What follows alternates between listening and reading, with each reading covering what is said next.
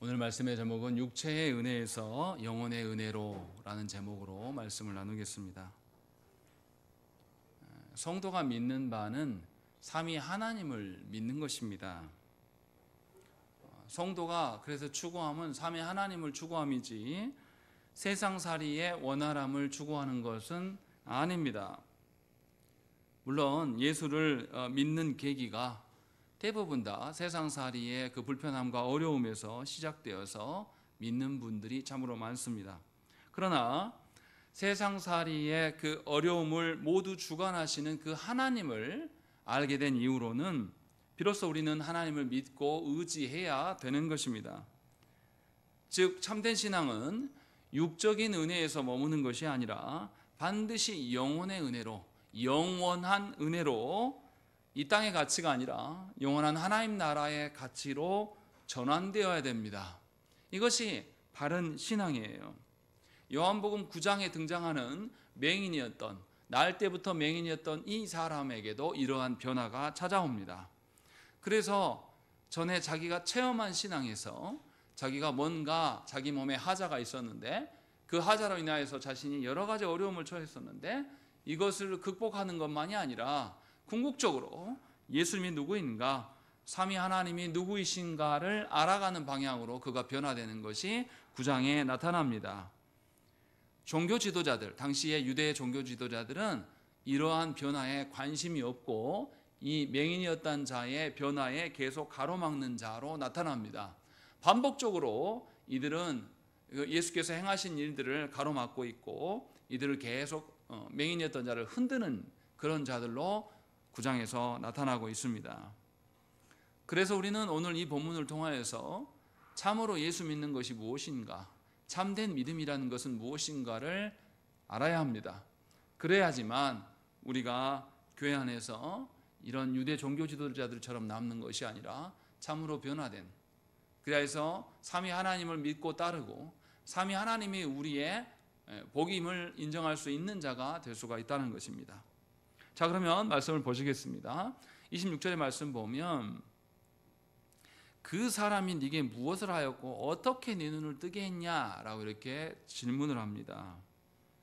유대인들이 얼마나 집요하게 하고 있는가를 잘 생각을 해봐야 됩니다. 처음에 예수께서 맹인이었던 자를 눈뜨게 하셨어요. 이 변화가 생겨나니까 이들이 맹인에게 물었습니다.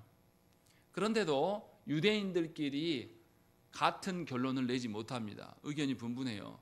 그래서 이들이 어떻게 합니까? 이 맹인이었던 자, 이제는 더 이상 구걸하는 자도 아니고 뭔가 무시당할 만한 그런 위치에 있는 자도 아닌데도 이 사람을 누구에게 끌고 갑니까? 바리새인들에게 다시 끌고 갑니다. 그래서 바리새인들에게 자신들의 원하는 대답, 이것을 듣고자 했습니다. 그런데 바리새인들 앞에 끌고 갔을 때 무슨 일이 일어납니까?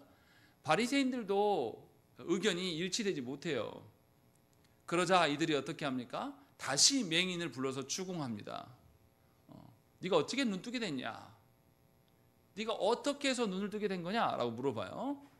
그래도 맹인한테 답을 듣지 못하자 그의 부모들을 엇박합니다. 우리가 너를 출교할 수 있으니까 잘 생각해보고 대답해 라고 했을 때 그 부모들도 어떻게 합니까? 맹인을 외면해요. 자기 아들이지만 그가 눈뜨게 된, 변화된 것은 내가 잘 모릅니다. 그 아들에게 물어보십시오 하면서 모든 위기를 아들에게 넘겨버립니다. 그래서 이들이 다시 맹인이었던 자에게 물어봤습니다. 그때 맹인이 어떻게 대답합니까? 내가 다른 건 잘 모르지만 주께서 나에게 행하신 바가 있었기 때문에 내가 눈 떴다, 이 이야기를 해요. 그래서 주께서 나에게 행하신만을 고백합니다. 위기 가운데서도. 이게 지난주까지 보았던 말씀이에요. 그런데 이 유대인들이, 종교 지도자들이 거기에 멈추지 않습니다. 또다시 이 맹인이었던 사람을 추궁합니다. 얼마나 이들이 지독하게 열심을 갖고 있습니까? 여기서 우리가 하나 생각을 해야 됩니다. 이들은 어떤 답을 원하는 겁니까? 하나님의 뜻을 묻는 자들이 아니에요. 이 자기가 듣고자 하는 답이 이미 정해져 있습니다. 정해져 있고 이것을 듣기 위하여서 이들이 끊임없이 줄기차게 계속 묻고 있는 것을 우리는 말씀을 통해서 봅니다. 칼빈 선생은 이 구절을 보면서 뭐라고 주석했냐면, 이들이 비록 거짓된 열심이지만 어느 누구보다도 열심을 갖고 있음을 지적합니다. 우리는 진리를 가진 자라고 말하지만 우리는 그 진리를 세상 가운데 전하는 데 있어서 이런 열심을 갖지 않습니다. 한두 번 해보든지 아니면 해보기도 전에 내가 복음을 전하면 저 사람이 나를 거부할 거라는 생각 때문에 멈춰버리는 경향이 많습니다. 그러나 분명하게 이 세상에 거짓된 진리가 아닌 것을 추구하는 자들에게도 이러한 열심이 있음을 보고 우리는 회개해야 됩니다. 저도 교회 안에 있지만 일주일에 보면 이단자들이 얼마나 찾아오는지 몰라요. 정통 교회가 전도하는 것은 이 동네에서 제가 별로 보지 못했어요. 그런데 이단들은 정말 끊임없이 찾아오고 줄기차게 옵니다. 제가 목사인 걸 알아요. 아는데도 불구하고 와서 자신들이 갖고 있는 거짓된 교리를 주고 갑니다. 제가 싫어하는 것, 제가 오지 말라고 할 때 이런 것들을 다 무릅쓰고도 이들은 합니다. 과연 여러분들은 복음을 위해서 어떻게 살아갑니까? 복음을 위해서 진정으로 그 복음이 진리라고 믿는 분들입니까? 믿는다면 우리가 이렇게 살 수 있겠습니까? 이 부분을 한번 고려해 봐야 돼요. 유대 종교 지도자들이 얼마나 특심을 갖고 행하고 있는가. 이게 잘못된 특심이지만 분명히 오늘 본문에는 그것이 드러납니다. 그리고 그 반대로 이들이 이렇게 일할 때 누구도 일하셨겠습니까? 성령께서도 함께 일하심을 성경은 말하지는 않지만 당연히 성경에 그게 나타납니다. 왜냐하면 맹인이었던 사람이 이렇게 방해하는 그 열심, 거짓된 열심 앞에서도 전혀 굽히지 않는 태도가 나타나기 때문입니다. 그래서 분명하게 변화가 있음을 우리는 알 수 있어요. 26절에도 그게 나옵니다. 26절에 어떤 부분이 변화의 조짐이 있습니까? 유대인들의 질문하는 것이 뭔가 앞에서 달라졌어요. 17절 말씀을 한번 읽겠습니다. 17절 말씀 시작.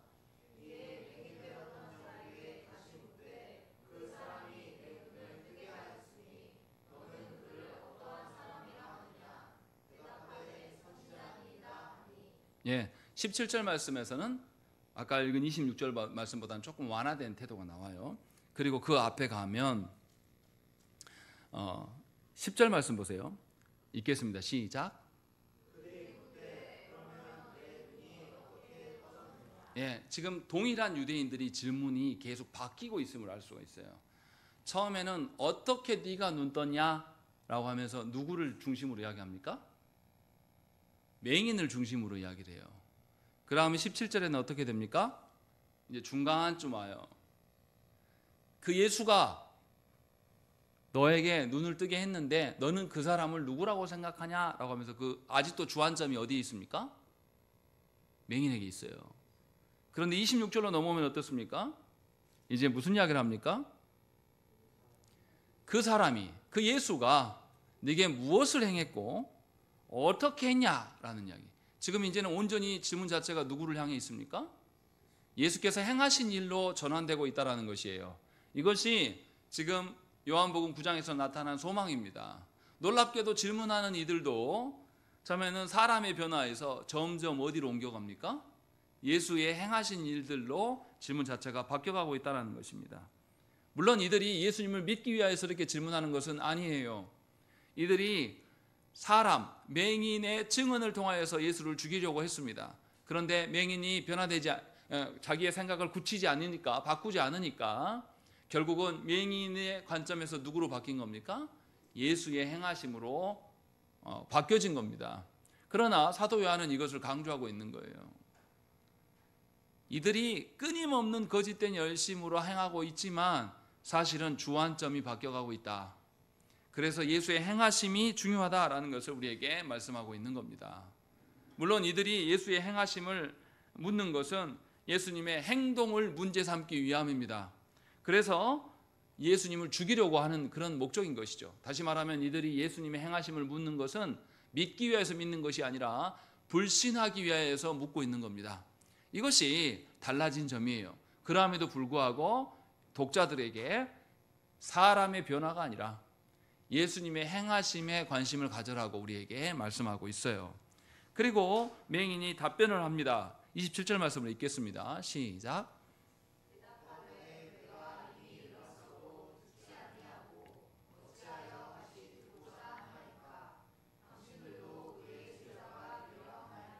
예, 맹인이 이 이야기를 하는 거예요. 지금 몇 번 물어봤습니까? 유대인들이 계속 물어보고 있는 거예요. 똑같은 이야기를 다른 관점으로 계속 물어봐요. 그러니까 맹인이 뭐라고 말하죠? 내가 말했는데 너희가 듣는다 듣지 않는다, 듣지 않고 있다, 이렇게 말하고 있습니다.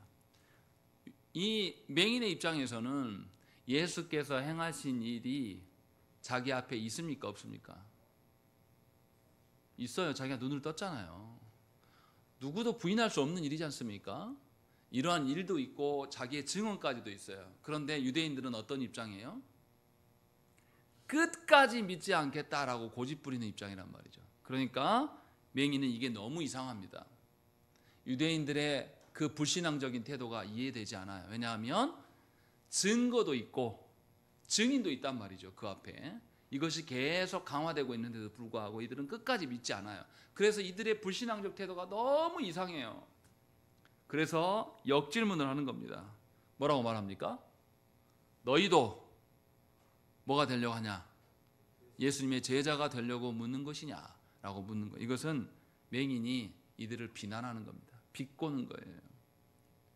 너희가 안 믿으려고 나한테 질문하는 거 내가 잘 알아. 이것을 반대로 믿으려고 질문하냐, 제자 되려고 질문하냐라고 묻고 있는 것입니다. 제자는 어떤 자입니까? 그냥 정보적인 지식을 습득하는 것을 두고 제자라고 말하지 않습니다. 제자는 스승의 가르침과 그 가치관과 인생의 방식까지도 새롭게 스승의 것으로 설정하면서 그렇게 살아가는 자가 제자입니다. 예수님은 그래서 자기를 부인하고 자기 십자가를 지고 나를 따르라고 말씀하셨어요. 우리가 예수님의 제자됨으로 살아간다는 것은 내 생각과 내 판단과 내 소원과 내 인생의 목적과 심지어 내 기분과 내 감정과 목적까지도 전부 다 버리고 따르는 것입니다. 적당하니 내가 버릴 만한 것만 버리고 여전히 나를 변화시키지 않은 상태로 예수님을 따른다는 것은 거짓말이에요. 예수님의 계획과 예수님의 의지와 예수님의 소원과 예수님의 목적과 예수님의 성품과 예수님의 언행과 예수님의 정서까지도 우리의 것에 적용하여서 새롭게 전환시키는 것이 예수님을 따르는 제자됨이라고 성경은 말씀합니다. 그래서 지금 맹인이 묻고 있는 거예요. 너희가 과연 예수님의 제자냐? 아니면 예수님을 죽이려고 하는 것이냐? 라고 이 말씀을 읽고 있는 우리에게 질문하는 것입니다. 분명하게 예수님을 따르는 자는 어중간할 수가 없어요. 분명한 선이 드러난다는 것이죠. 그래서 맹인이 이 유대인들을 두려워하지 않습니다. 맹인의 부모는 어떻겠습니까? 출교당할까 봐 어떻게 했어요? 유대인들을 두려워했습니다. 당시에 출교당한다는 의미는 뭡니까? 그냥 종교적인 영역에서만 단절되는 게 아니에요. 사회생활도 할 수 없는 구조가 돼버리는 거예요. 왜냐하면 이스라엘 백성들이기 때문에.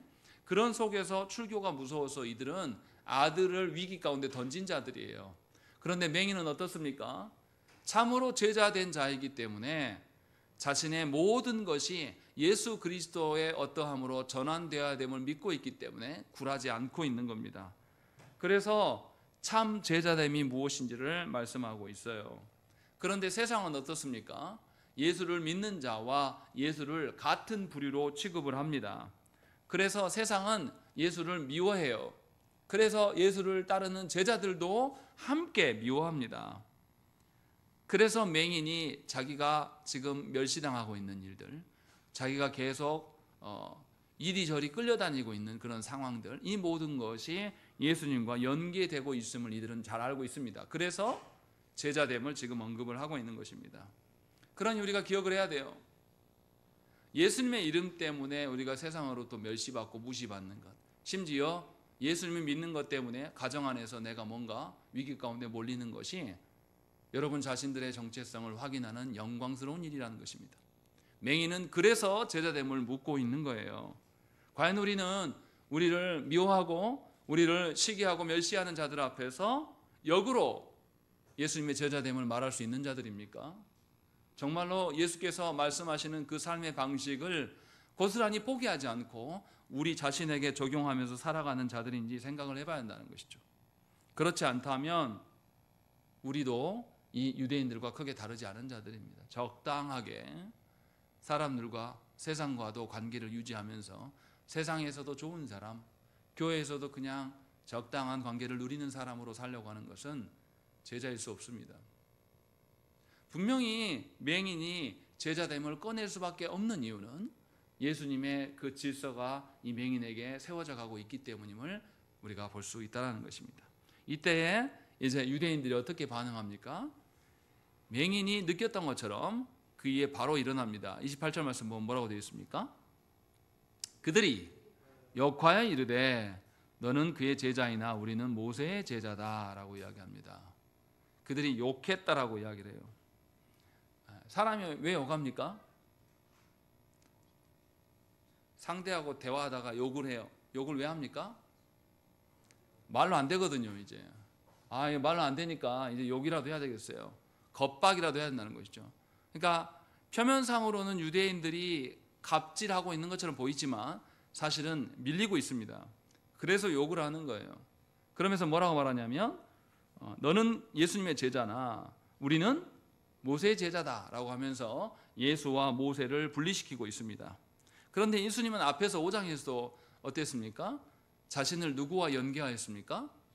아브라함과 모세와 연계하여서 말씀하셨어요. 절대 분리시키지 않았습니다. 그리고 예수님과 모세를 대립관계에 두지 않았는데 유대인들은 대립관계로 두고 있습니다. 왜냐하면 이들은 성경의 맥락을 전혀 알지 못하기 때문이에요. 종교 지도자들이고 성경을 안다고 말하는 그들이 뭐라고 말하냐면 예수님, 하나님께서 보내신 메시아와 율법을 받게 된 모세를 갈라치게 하고 있는 겁니다. 왜냐하면 성경의 맥락으로 살지 않기 때문에, 구약 성경에 근거해서 자신을 보지 않기 때문이라는 것이죠. 그래서 이들이 엉뚱한 소리를 합니다. 29절에 뭐라고 말합니까? 하나님이 모세에게는 말씀하신 줄 우리가 알거니와 이 사람 예수는 어디서 왔는지 알지 못한다라고 이야기하는 것입니다. 이들이 정말 예수님을 알지 못해서 이 소리를 하는 겁니까? 예수님이 나사렛 출신인 거 다 알아요. 예수님이 목수쟁이 요셉의 아들임을 이들이 압니다. 정말 이들이 무지해서 모른다고 말하는 게 아닙니다. 이들이 왜 모른다고 말하냐면 예수님을 믿고 싶지 않은 거예요.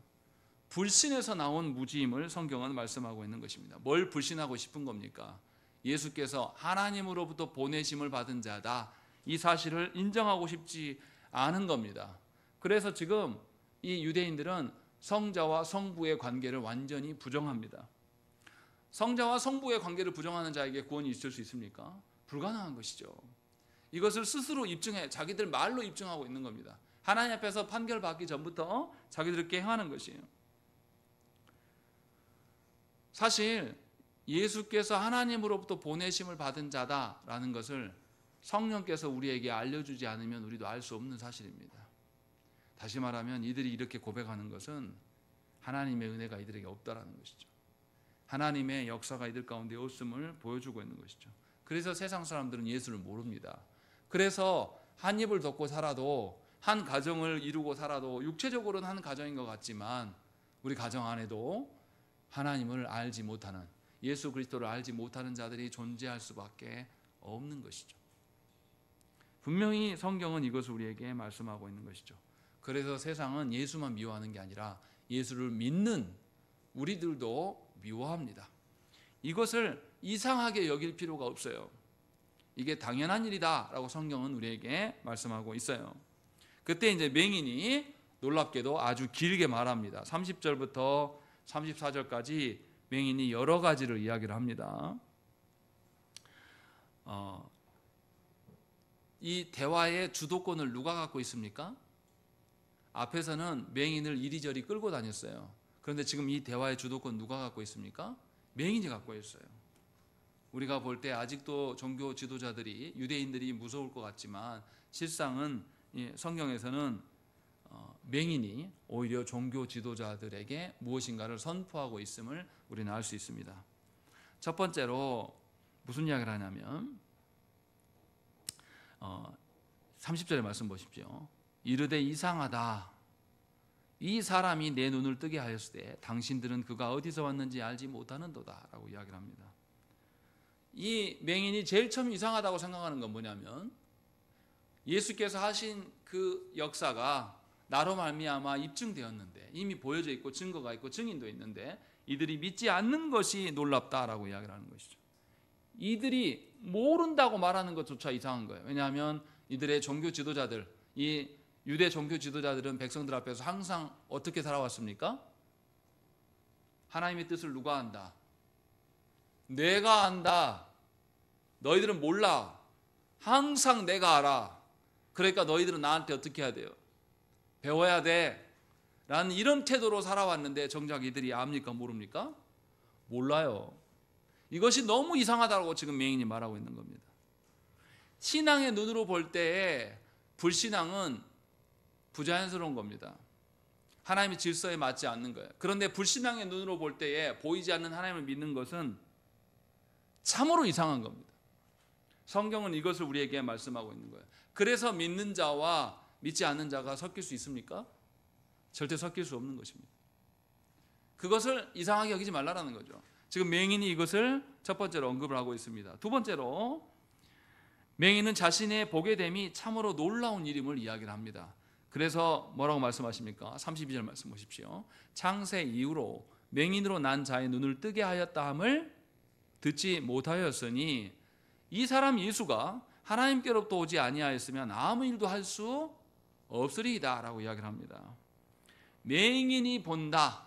날 때부터 맹인인 자가 보았다라는 것이 구약 성경 어디에 있냐? 내가 들어보지 못했다라고 이야기를 하고 있는 거예요. 그러면서 예수께서 하나님으로부터 오시지 않은 거면 이거 어떻게 설명하냐? 할 수 없다는 것을 지금 이야기를 하고 있어요. 뭔가 상황이 바뀐 것이죠. 원래 유대 종교자들이 어떻습니까? 내가 안다. 너희는 나한테 배워야 된다. 이렇게 말했던 자들이에요. 그런데 역으로 맹인이었으며 이 사람이 그냥 맹인입니까? 맹인이었기 때문에 구걸하는 삶을 살았던 사람이에요. 그리고 구걸하는 삶만 사는 게 아니라 유대 사회에서 어떻게 해요? 멸시받고 천박하게 여김을 당하면서 사람들과 단절된 인생을 살아왔던 자들이에요. 심지어 그의 부모까지도 그를 돌보지 않았던 것 같아요. 그래서 구걸하는 삶을 산 것이죠. 그러니까 맹인이라는 것 이 하나 때문에 그는 아주 버려짐을 계속 당한 사람이에요. 천박한 신분이에요. 그런 사람이 지금 도리어 어떻게 하냐면 그들에게 가르치고 있는 형국으로 바뀌어 있습니다. 맹인은 흑암 가운데서 빛을 본 거예요. 불구에서 정상인으로 바뀐 것뿐만 아니라 사람들이 대화해주지 않은 그 자리에 있었던 자가 지금 누구랑 대화하고 있습니까? 유대 종교 지도자들과 대화하는 자리로 전환되고 있어요. 조롱받았던 자가 이제는 대화하는 자리로 인도함을 받고 있다는 것이죠. 이것이 자신에게 드러난 변화다라고 지금 말씀하고 있어요. 그런데 이러한 변화는 하나님께서 하시지 않으면 어떻게 가능하냐? 나를 봐라. 지금 너희들 그렇게 무시하고 천박했던 지금 나와 대화하고 있는 거 아니냐라고 이 이야기를 하고 있는 것이죠. 그리고 이 맹인의 가장 중요한 점은 뭐냐면 30절 보세요. 이 사람이 내 눈을 뜨게 하였으되 라고 이야기를 합니다. 맹인은 자신이 눈뜸을 강조하지 않습니다. 누가 행하심을 강조합니까? 예수께서 행하신 것, 예수님의 관점에서 지금 이야기를 하고 있는 것이죠. 이것은 말씀의 성취예요. 3절 말씀 보겠습니다. 3절 시작.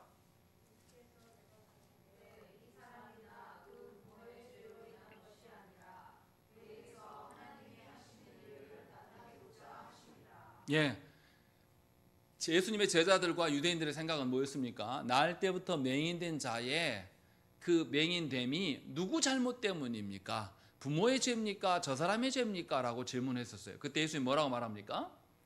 날 때부터 맹인된 것은 그 사람의 죄의 문제가 아니라 뭐라고요?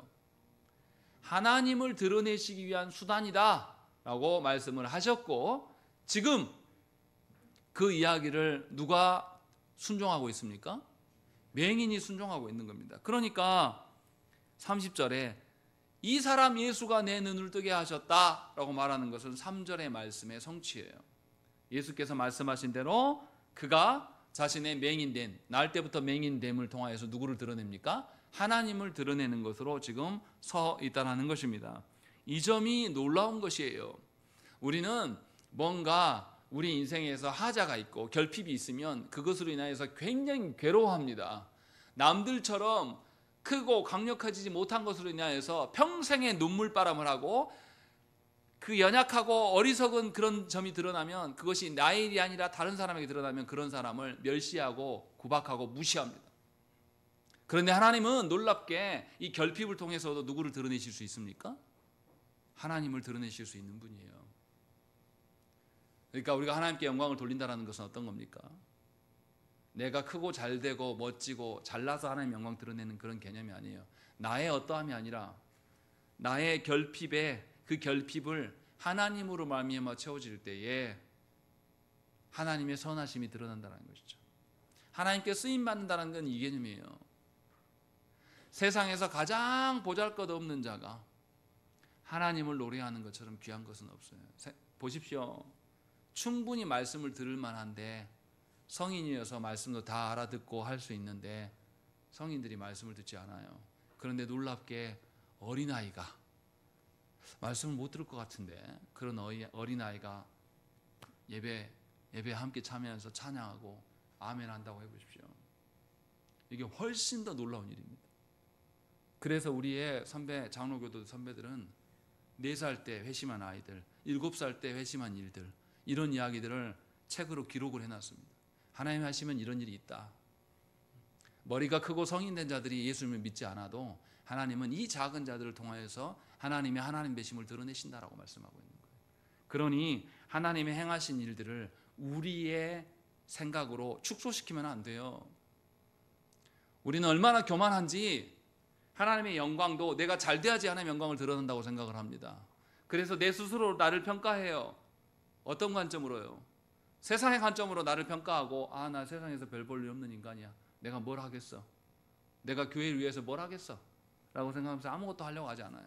그러나 맹인은 우리보다 더 멸시받고 우리보다 더 천대받은 그 맹인은 자신의 그 약함 가운데 드러난 하나님의 예수께서 행하신 일을 칭송하면서 과감하게 하나님의 선하심을 드러내고 있는 것입니다. 이것이 말씀의 성취예요. 이사야 선지자도 동일한 말씀을 했었습니다. 이사야 선지자는 하나님께서 이 타락한 이스라엘을 심판하실 터인데 이 심판 이후에 하나님께서 회복하실 날이 올 텐데 그날에 눈먼 자가 눈을 뜨게 될 것이다 라는 것들을 이미 선언을 했습니다. 그러면 이 이사야 선지자의 말씀을 들었던 유대인들이라면 예수께서 맹인된 자를 뜨게 하심에 대해서 이거 성경과 연결된다는 것을 알아야 됩니다. 당연히 의식했어야 될 일이에요. 이것은 본문 9장에서 드러난 말씀의 성취뿐만 아니라 구약에서 약속하셨던 그 하나님의 회복, 하나님의 구원의 성취가 지금 여기 가운데 드러나고 있음을 성경은 우리에게 말씀하고 있는 것이에요. 다시 말하면 성경은 우리의 연약함과 미약함을 통해서도 그 우리의 하자 있는 인생을 통해서도 하나님의 선하심을 드러내시려고 하신다고 말씀하고 있는 거예요. 그러니 저와 여러분들의 그 연약함을 하나님의 온전하심으로 채워나가서 제자의 삶을 살아갈 때에 하나님의 선하심이 여러분의 결핍과 여러분들의 멸시와 여러분들의 그 어리석음이 통해서 하나님의 선하심이 드러난다는 것이죠. 이렇게 얼마든지 쓰임받을 수가 있는 거예요. 이것을 지금 맹인은 우리에게 알려줍니다. 이토록 천대받고 연약한 자도 자신의 그 결핍이 온 천하에 공개되고 드러남으로써 하나님의 선하심을 드러내고 있는데 이 유대 지도자들은 끝끝내 불신앙의 태도를 놓지 않고 있습니다. 그래서 뭐라고 말합니까? 욕으로 응수했고 그 다음에 뭐라고 말합니까? 34절에 읽겠습니다. 시작.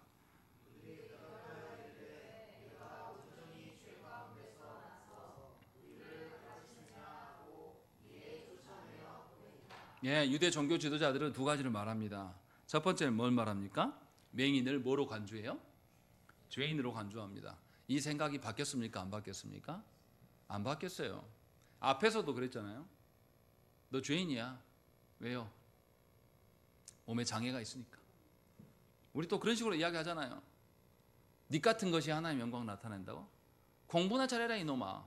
네 앞가림이나 잘해라. 우리 그런 식으로 우리는 늘 사람들에게 말합니다. 참 어리석은 생각이에요. 이건 어떤 관점으로 그 사람을 보는 겁니까? 하나님의 관점으로 보지 않고 세상의 관점으로 보는 거예요. 그래서 세상에서 잘 되지 않으면 하나님 없다고 생각을 하는 것이. 또 세상에서 잘 되면 우리는 뭐까지 이야기합니까? 서울대 법대 나오면 우리는 다 뭐라고 생각하죠? 그의 성품까지도 좋을 것이다 라고 이야기를 해요. 어떠세요? 우리나라 이 사법부 돌아가는 거 서울대 법대가 다 장악하고 있는데 정말 선하고 아름답습니까? 역사상 있지도 않은 일들이 계속 반복되고 있지 않습니까? 어떤 대통령이 자기가 권좌를 쥐고 있는데 계엄을 합니까? 다 코가 웃을 일이에요. 말도 안 되는 이야기예요. 또 어떤 나라에서 사법부의 질서를 깨고 9일 만에 판결을 하고 파기환송합니까? 이런 일이 어디에 있습니까? 그런데 전혀 부끄러워하지 않아요. 이게 누구의 일들입니까? 우리가 그토록 염원했고 소망했던 서울대 출신들이 하는 일입니다. 정말로 세상의 관점으로 보면 그 영혼이 아름답고 귀합니까? 그 생각에서 저와 여러분들이 벗어나야 됩니다. 하나님께서 왜 우리 같은 자들을 부르셨습니까? 우리의 탁월함을 사용하시기 위해서 부르신 것이 아니에요. 여러분들의 가진 바의 어떠함을 사용하시려고 하신 것이 아니에요. 여러분들의 불완전함과 연약함이 예수 그리스도로 말미암아서 전환되어지는 것, 예수님의 생각과 예수님의 목적과 예수님의 살아가는 방식으로 여러분들이 살아갈 때에 여러분들의 그 연약함이 극복되어지고 하나님의 선하심이 드러나는 그 방식으로 우리를 부르셨다는 것이죠. 그런데 이 유대 종교 지도자들 자신들만이 아니라 백성들에게 하나님의 뜻을 말한다고 하는 이 인간들은 뭔 이야기하냐면 맹인이라는 한 가지, 육적인 하자의 한 가지 있는 것으로 가지고 죄인으로 간주합니다. 그리고 뭐라고 말합니까? 말하는 거 가만히 들어보세요. 네가 죄 가운데서 났다 이 말만 하지 않고 뭘 붙여 넣습니까? 온전히 죄 가운데 나왔다라고 이야기하는 거예요. 너 완전히 죄인이야. 뭐 때문에? 너 맹인이니까. 요 한 가지 때문에 그를 완전히 죄 가운데 사는 자라로 완전히 몰아붙이는 것입니다. 이것은 무식함의 극치예요. 지금 이 사람이 맹인입니까? 맹인이 아닙니까? 맹인 아니에요 이미. 그러면 역으로 이들이 말하는 논리로고 하면 이 사람 죄인입니까? 죄인 아닙니까? 죄인 아니에요. 누가 죄인 안 되게 하셨습니까? 예수께서 죄인 되지 않게 하셨음을 이들이 말로 입증하고 있는 말이기도 해요. 이게 얼마나 모순적인가를 우리에게 지금 보여주고 있는 겁니다. 세상의 관점으로 살아가는 사람들은 이렇게 모순된 말을 짓거립니다. 자기가 해놓고 자기가 한지 몰라요. 우리 그거 보지 않았습니까? 내란 대통령 윤 씨가 법정에서 자기는 어떤 단어를 쓰지 않는다고 말했잖아요. 그래놓고 1분도 안 돼서 그 말을 씁니까? 안 씁니까? 자기는 인혼이란 말을 쓰지 않는다라고 해놓고 1분도 안 돼서 자기가 몇 분 안에 인혼이라는 소리를 계속 하고 있어요. 세상의 관점이 바로 이와 같다라는 거예요. 세상의 관점으로 하나님이 없다 말하지만 사실은 그것이 하나님의 있음을 드러낼 수 있음을 성경은 우리에게 말씀하고 있는 겁니다. 분명하게 이것을 보여주고 있고, 두 번째로 이 유대 종교 지도자들은 네가 우리를 가르치느냐라고 이렇게 질문합니다. 이것은 뭡니까? 이 맹인은 그냥 불구자만이 아니라 죄인이고 또 거린이고 또 어떤 자입니까? 사람들 앞에서 천박한 신분을 가진 자라고 생각을 하고 있습니다. 그래서 그런 자들이 내 권위에 도전하냐라고 이 이야기를 하고 있는 것이죠. 하나님께서 이들에게 종교 지도자로 세우는 것은 영혼을 목양하라고 하나님께서 세워놓으셨습니다. 그런데 영혼을 목양하는 일은 하지 않고 뭐만 보호하려고 합니까? 자신들의 권세만 보호하려고 하는 형태를 취하고 있다는 것입니다. 그래서 이 두 가지 이유로 유대 종교지도자들은 맹인을 어떻게 합니까? 우리 성경에서는 쫓아내어 보냈다라고 표현하고 있는데요. 이 말은 앞에서 했던 말하고 똑같아요. 22절 말씀 보세요. 이미 유대인들이 누구든지 예수를 그리스도로 시인하는 자는 출교하기로 결의했다라고 되어 있습니다.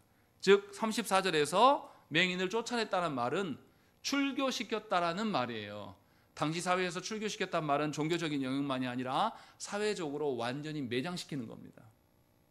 이 일을 지금 유대 종교자들이 행하고 있는 겁니다. 이들은 육신의 불편함 한 가지로 그 사람을 멸시하고 그 사람을 죄인 취급하면서 묻어버렸습니다.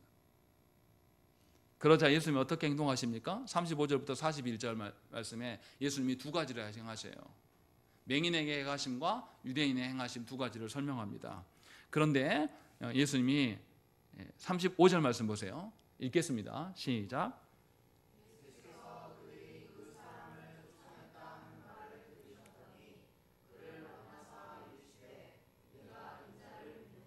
예, 우리 성경에 뭐라고 되어 있냐면 예수께서 그가 출교당했다 함을 듣고 그를 만났다라고 되어 있습니다. 그러면 누가 누구를 찾아오신 겁니까? 예수께서 맹인을 찾아오셨습니다. 처음 만날 때도 어땠습니까? 우리 1절 말씀만 보겠습니다. 1절 읽겠습니다. 시작.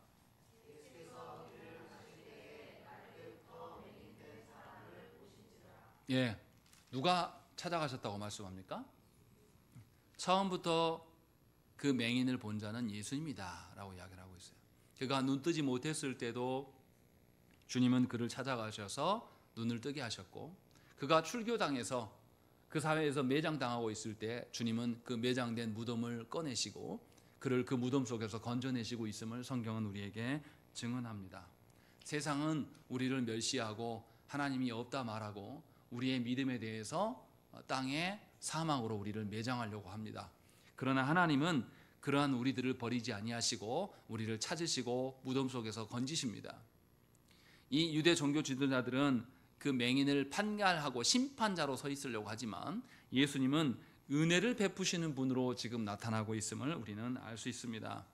분명히 영혼을 목양하라고 교회의 직분자로 하나님이 세우셨지만 조국교회 안에 있는 수많은 직분자들은 자신의 권세를, 자신의 이름값을 지키려고 하는 일에만 힘쓰고 있는 것이지 실제는 목양하는 일을 행하지 않습니다. 그러나 그들이 하지 않는다고 해서 하나님의 택한 백성들이 구원받지 못하는 것은 절대 아니에요.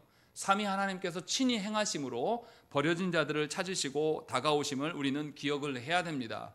우리에게 교회되게 하신 것은 우리로 하여금 하나님의 복음을 세상 가운데 전하라고 하셨습니다.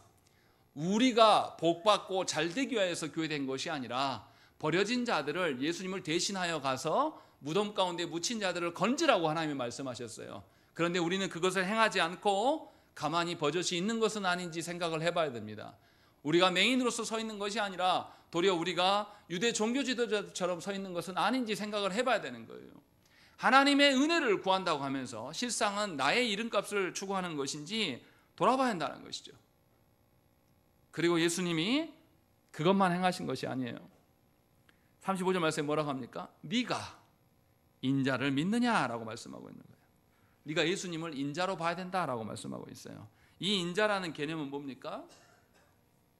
구약에서 계속해서 하나님께서 구원주가 오실 것이다, 그 메시아가 오실 것이다, 이것이 인자로 표현됩니다. 사람의 아들, 하나님의 아들, 이 개념으로 지금 말씀하고 있는 것이죠. 지금까지 맹인이었던 사람은 어떻게 고백했습니까? 예수님을 제일 처음에 사람으로 인정합니다. 그 다음에 뭐라고 말하죠? 선지자라고 인정을 해요. 그리고 난 다음에는 예수님을 경외한다고 이야기를 하고 또 하나님의 뜻을 행하는 분으로 고백합니다. 그리고 더 나아가서 어떻게 합니까? 하나님으로부터 보냄을 받은 자입니다 라고 고백을 했어요. 그런데 이 고백들이 궁극적인 고백이 아니라고 말씀하고 있는 거예요. 예수님을 뭐로 알아야 된다? 인자로, 하나님께서 보내신 메시아로 알아야 될 것들을 주님이 제시합니다. 여기서 우리는 알아야 돼요. 예수님에 대한 바른 인식은 우리의 경험과 체험으로 되어지는 것이 아니라는 사실입니다. 예수님에 대한 바른 인식은 우리 밖에서부터 주어져야 돼요. 다시 말하면 예수님에 대한 인식은 우리 스스로 깨달아지고 득도해서 얻어지는 것이 아니라 하나님께서 말씀을 통하여서 계시하여 주실 때만 우리는 하나님을 바로 알 수가 있는 것이에요. 이것을 우리 삶에 다시 적용하면 이런 겁니다. 내가 병들었고 문제가 해결되지 않았는데 예수 믿고 나서 병 고침이 되고 문제가 해결됐어요. 그렇다고 해서 그 사람이 하나님을 바로 합니까? 절대 바로 할 수 없습니다. 하나님의 말씀으로, 하나님이 주신 말씀으로 하나님이 누구이신가를 일러주시고 성령께서 우리 안에 역사하시지 않으면 우리는 하나님에 대한 바른 인식을 가질 수가 없다고 성경은 말씀하고 있습니다. 그래서 예수님이 와셔서 처음 하시는 이야기가 뭐냐면 네가 출교당했다며 얼마나 마음이 슬프고 괴롭냐, 이런 말씀 하시지 않아요.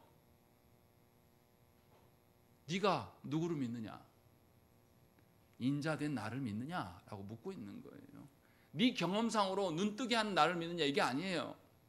하나님의 아들인 나, 사람의 아들로 온 나, 메시아인 나를 네가 믿느냐라고 주님이 알려주셔요.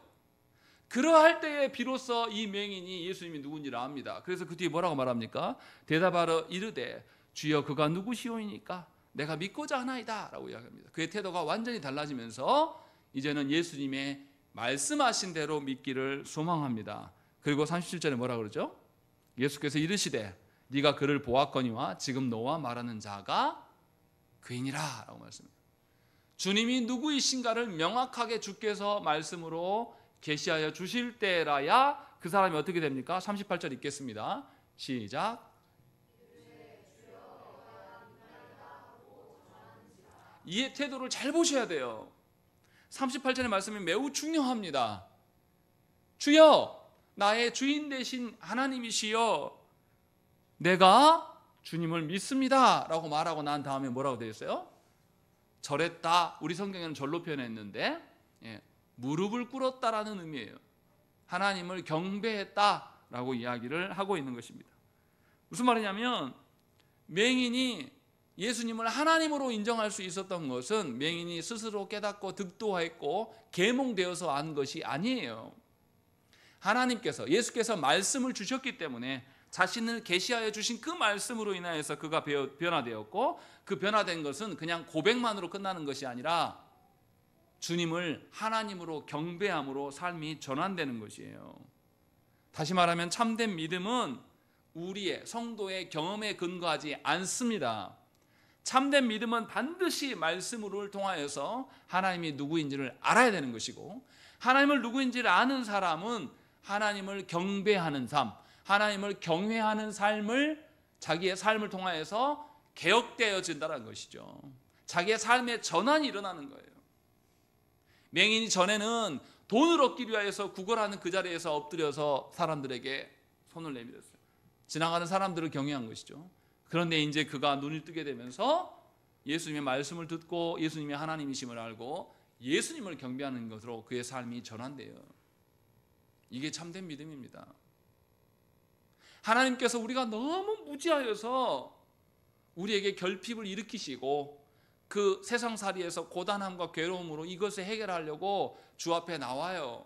그런 방법을 사용하십니다. 그러나 거기에서 머물러 있어서는 우리는 하나님을 알지 못합니다. 거기에 머물러 있는 사람은 여전히 세상살이가 힘들면 눈물바람하고 괴롭고 예수 믿는 것이 고단하다고 이야기를 해요.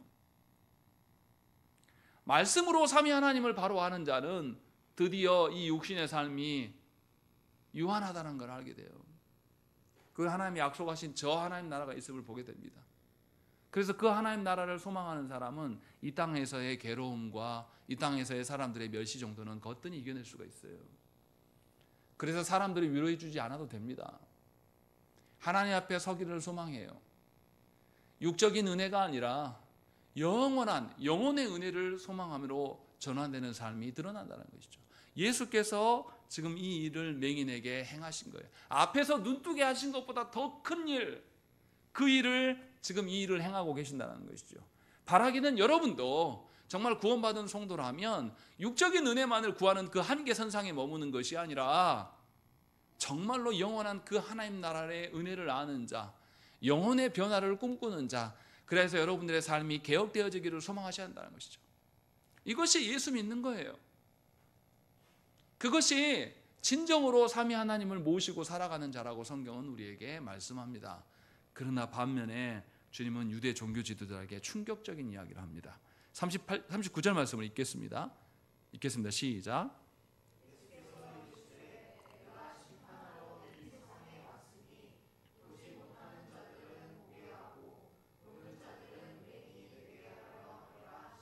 주께서 이 땅에 오신 목적이 심판이라고 말씀하십니다. 유대 종교 지도자들은 어떻게 생각했을까요? 하나님께서 보내신 메시아가 오시면 누가 상 받을 것이다. 내가 상 받을 것이다. 내가 얼마나 훌륭한 종교 지도자냐, 내 권세가 얼마나 크냐라고 생각하면서 본인이 복 받을 것을 기대했습니다. 그러나 하나님은 그 유대 종교 지도자들에게 심판을 선언하십니다. 놀랍게 여기서 보세요. 주께서 오시면 맹인에게는 무엇이었습니까? 구원입니다. 그런데 유대 종교 지도자들에게는 예수님 오심이 뭡니까? 심판이에요. 주께서 오심은 구원과 심판의 양날을 갖고 있습니다. 믿는 자에게는 구원이지만 믿지 않는 자에게는 심판이에요. 여기서 믿음이라는 것이 무엇입니까? 우리의 소원과 우리 경험한 믿음을 말하지 않아요. 하나님이 계시하신 말씀에 근거한 믿음을 말씀하고 있는 겁니다. 그래서 완전히 두 무리를 갈라놓고 있습니다. 하나님께서 심판하시게 되면, 하나님께서 구원과 심판을 하게 되면 그 구원과 심판 앞에서 그 사람의 실체가 무엇인지가 드러나게 됩니다. 그 사람이 진실로 하나님의 사람인지 아닌지가 확연하게 드러나게 되어 있어요. 그래서 예수께서 뭐라고 말씀하셨습니까? 심판의 날에 오실 때에 하나님의 양무리는 한쪽에, 염소는 어떻게 한다고요?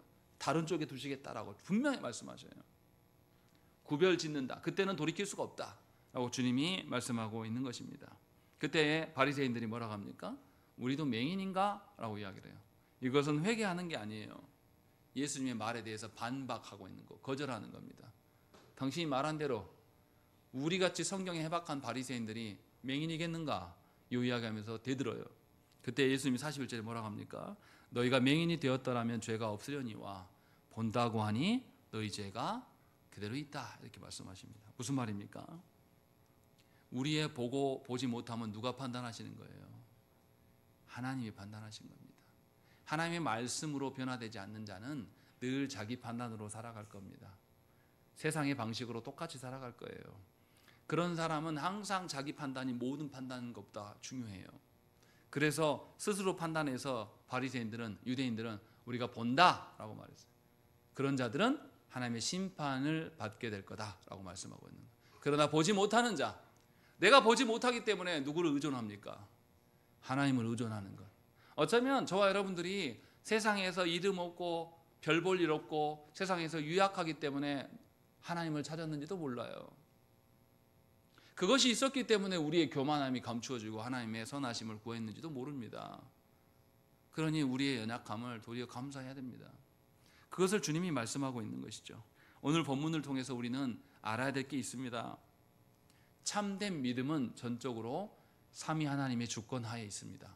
우리의 어떠함에 있지 않다는 것입니다. 처음부터 맹인에게 찾아오신 분은 예수님이십니다. 맹인이 예수님을 찾아온 게 아니에요. 그리고 맹인이 사람들로부터, 종교 지도자들로부터 출교당했을 때도 주님이 찾아오셨어요. 우리의 구원은 이처럼 전적인 삼위 하나님의 손에 달려 있습니다. 그리고 참된 믿음이라는 것은 우리의 경험에 있지 않습니다. 반드시 하나님의 말씀에 있는 것입니다. 우리 스스로 깨닫고 아는 것이 절대 아니에요. 성령께서 우리 가운데 역사하셔서 하나님의 말씀을 깨닫게 하실 때에 비로소 우리는 하나님의 주권을 알게 되고 하나님의 일하심을 알게 된다는 것입니다. 그러니 여러분들 자신의 인생을 바라보면서 스스로 판단하고 스스로 좌절하거나 낭망하거나 교만하시면 안 된다는 것이죠. 여러분은 여러분의 인생을 어떻게 보시는지 제가 잘 모르겠습니다. 그냥 제가 추정하기로는 어떤 분은 이번 생 망했네 라고 하면서 코가 쑥 빠진 채로 살아가는 분들이 있는가 하면 남들처럼 내가 적당하게 살아 라고 생각하는 분들도 있는 것 같아요. 그러나 이러한 우리의 판단은 하나님 보시기에 아무런 의미가 없습니다. 다시금 여러분 자신과 여러분의 가정을 하나님께 내어놔야 됩니다. 하나님이 말씀하신 대로, 하나님이 판단해 주시는 대로 우리 자신을 보기 위해서 기도하셔야 됩니다. 진정으로 이 순간에도 하나님의 역사를 구하는 그런 성도들이 있습니다. 도무지 하나님께서 구원해 주시기를 원하시지만 도무지 어떤 증거도 없어서 하나님께 나와서 우는 자들도 있을 것입니다. 바라기는 그러한 절실함이 여러분들이 있기를 원합니다. 하나님의 다스림이, 하나님의 손에 여러분과 여러분의 가정의 모든 영혼의 구원이 있다라는 것입니다. 우리에게 있지 않습니다. 그러니 우리는 하나님을 의존하고 하나님을 경배하는 목적으로 사는 자들이며, 그러할 때에 하나님의 말씀의 성취가 우리 안에 드러나는 것입니다. 우리 함께 기도하시겠습니다.